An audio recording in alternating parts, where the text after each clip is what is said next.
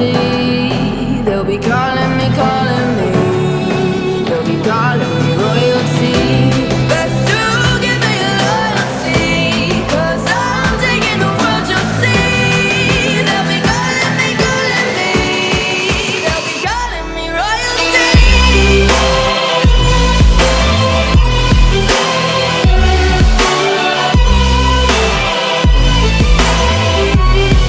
They'll be calling me royalty.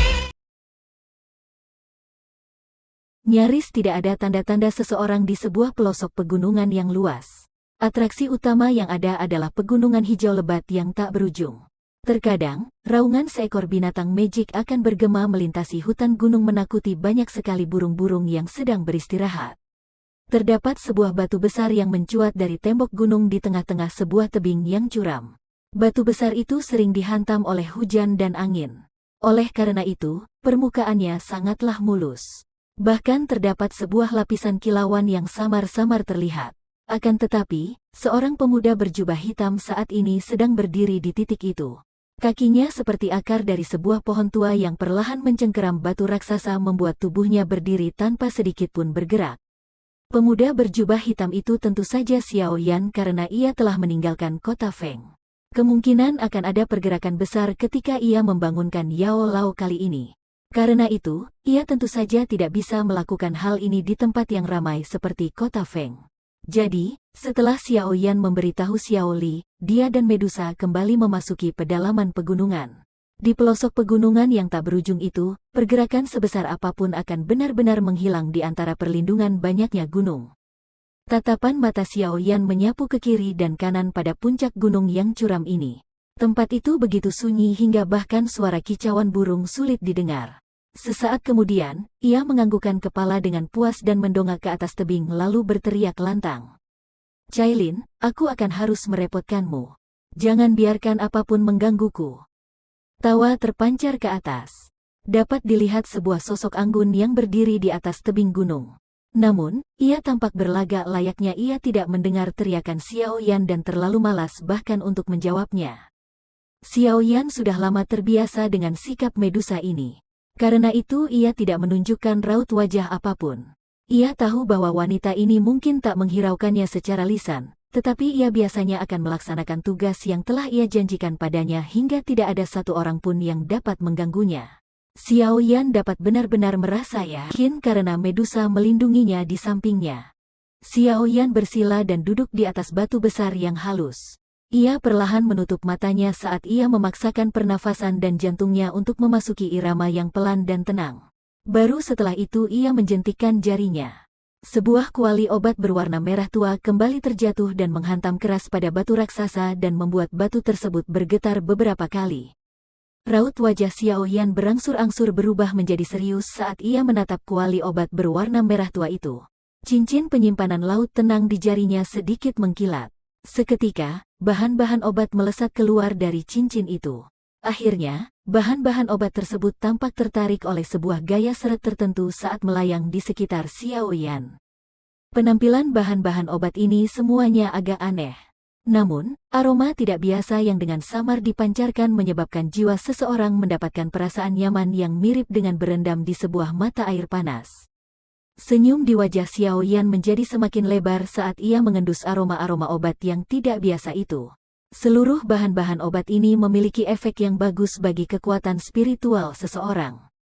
Xiao Yan menjentikkan jarinya dengan lembut dan sebuah gumpalan api hati teratai berlapis melesat muncul.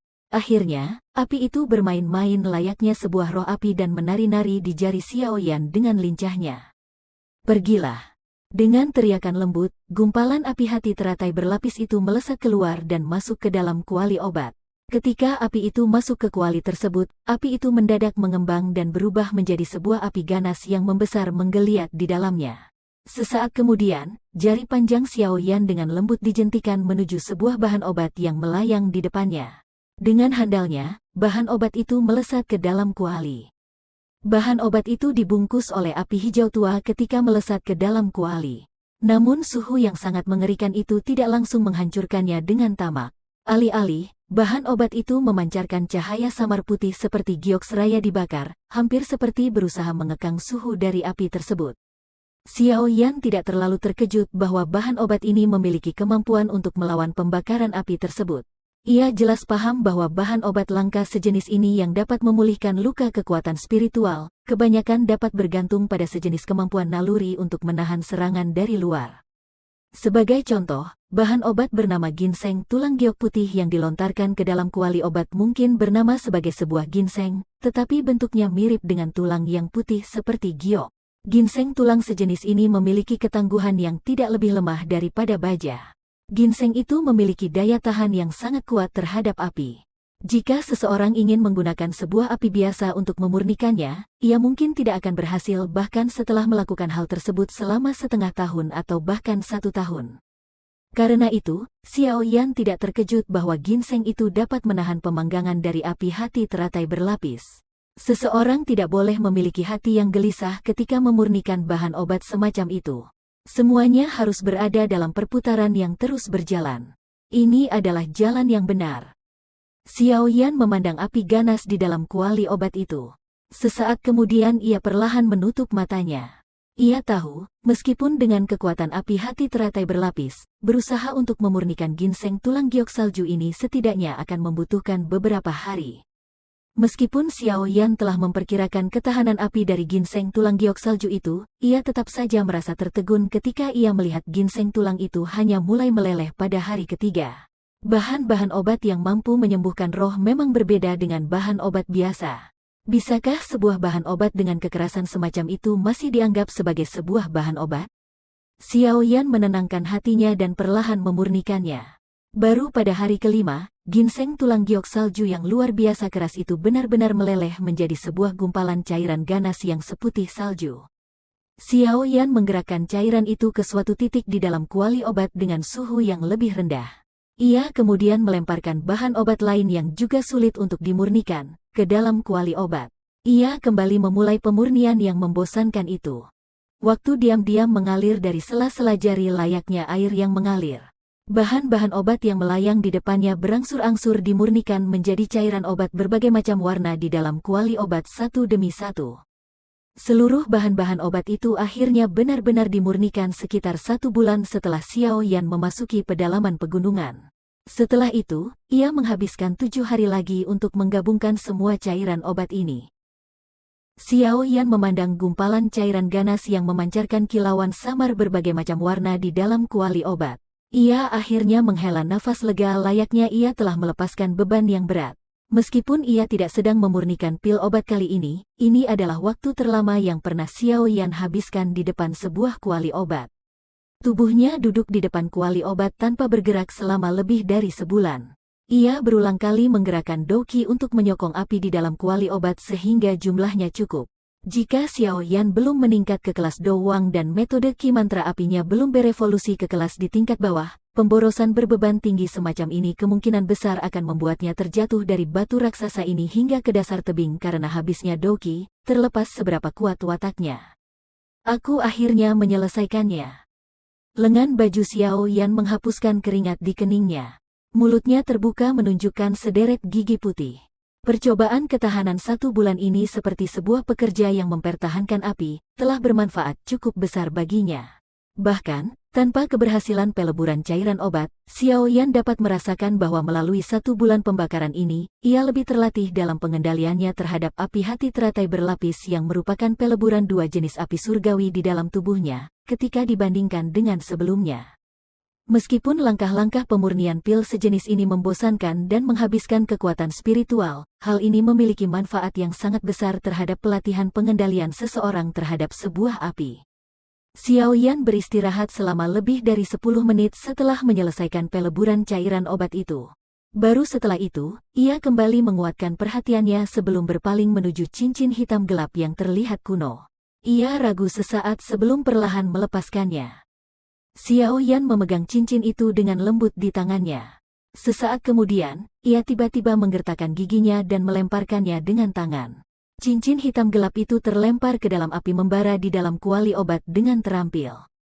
Api hijau tua itu bergegas menyerbu maju ketika cincin hitam itu memasuki kuali obat. Namun, sebuah kekuatan tak kasat mata menggelora keluar dengan sendirinya dari cincin saat api-api ini hendak mendekati cincin itu. Setelah itu, kekuatan ini memisahkan cincin dari api tersebut. Pertahanan diri otomatis, sepertinya cincin guru juga bukanlah benda biasa. Xiao Yan terkejut ketika ia melihat reaksi cincin itu. Ia seketika tersenyum. Dengan satu jentikan jari, cairan ganas berwarna-warni itu berguling-guling dan akhirnya membungkus cincin hitam gelap tadi. Cincin hitam gelap itu tidak melawan cairan obat yang memiliki kemampuan penyembuhan roh yang cukup hebat. Karena itu, cincin itu membiarkan cairan tadi membungkusnya. Xiao Yan tersenyum tipis ketika ia melihat bahwa ia telah berhasil membungkus cincin hitam gelap di dalam cairan warna-warni itu. Ia seketika mengubah segel tangannya dan api hijau gelap yang lemah di dalam kuali obat itu tampak telah pecah dalam kegirangannya, saat hal tersebut memancarkan suara dan menggelora maju, menyapu gumpalan cairan berwarna-warni ke dalamnya. Suhu yang sangat tinggi itu masih membuat udara di sekitar berangsur-angsur menjadi bias meskipun memiliki efek pengekangan dari kuali obat merah tua. Di dalam kendali Xiao Yan, cairan berwarna-warni itu tidak begitu memiliki daya tahan terhadap api hijau tua. Permukaannya yang keruh, lambat laun mulai membentuk beberapa gelombang udara di tengah-tengah suhu tinggi yang mengerikan. Uap air tak kasat mata akan ditekan dan menembus cairan obat ketika sebuah gelembung udara terkadang pecah. Akhirnya, hal itu perlahan-lahan akan melebur ke dalam cincin gelap hitam. Waktu mengalir dengan lambat saat gumpalan cairan berwarna-warni yang awalnya seukuran telapak tangan itu berangsur-angsur menciut. Jelas, efek obat yang menyembuhkan roh itu telah benar-benar diuapkan ke dalam cincin, di bawah tekanan suhu tinggi di sekitar, menyembuhkan roh yang berada dalam keadaan terlelap di dalamnya. Cairan obat itu menjadi semakin tipis. Sebuah lapisan cahaya samar yang mewakili kehidupan, berangsur-angsur menggelora ke permukaan cincin hitam gelap itu. Guru, kau telah tertidur selama 2 tahun. Sudah saatnya untuk bangun.